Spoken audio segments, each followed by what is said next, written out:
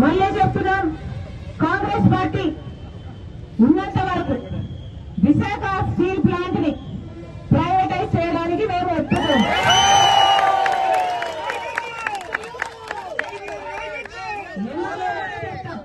ఎందుకో కూడా చెప్తాం. పక్కనే జింక్ ఫ్యాక్టరీ ఉంది, గుర్తుందా?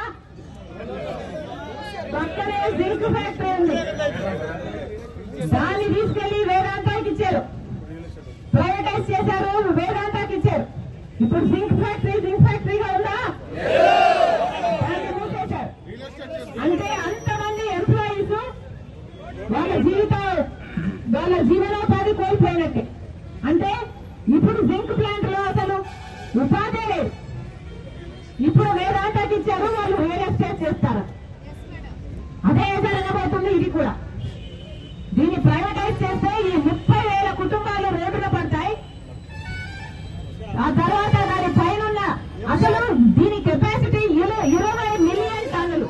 అంటే డైరెక్ట్ గానే 1,00,000 కుటుంబాలకు ఎంప్లాయ్మెంట్ ఇచ్చే ప్రాజెక్ట్. అలాంటప్పుడు దీని మీద ప్రభుత్వాలు ఎంత శ్రద్ధ పెట్టాలి?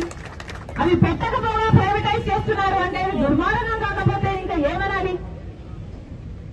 అందుకే చెప్తున్నా, ఇది ప్రైవేటైజ్ కావడానికి వీల్లేదు. కాంగ్రెస్ పార్టీ దీనికి ఒప్పుకోదు. నేనే కాదు, రాహుల్ గాంధీ గారిని కూడా తీసుకొస్తాను. రాహుల్ గాంధీ గారి చేత కూడా ఇది ప్రైవేటైజ్ కావడానికి వీల్లేదు, మేము ఒప్పుకోము అని రాహుల్ గాంధీ గారి చేత కూడా మీకు మాటిస్తామని చెప్తున్నా. మేనిఫెస్టోలో కూడా, రాబోయే ఎన్నికల మేనిఫెస్టోలో కూడా కాంగ్రెస్ పార్టీ ఈ అంశాన్ని చేర్చబోతుంది.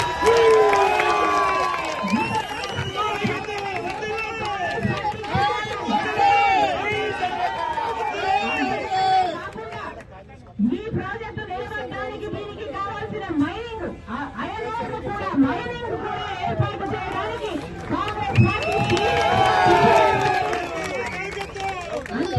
ఇంకా వీళ్ళకు ఉద్యోగాలు రాని 8,000 కుటుంబాలకు కూడా, ఆ బిడ్డలకు కూడా ఉద్యోగ అవకాశాలు ఇచ్చేటట్టు ఈ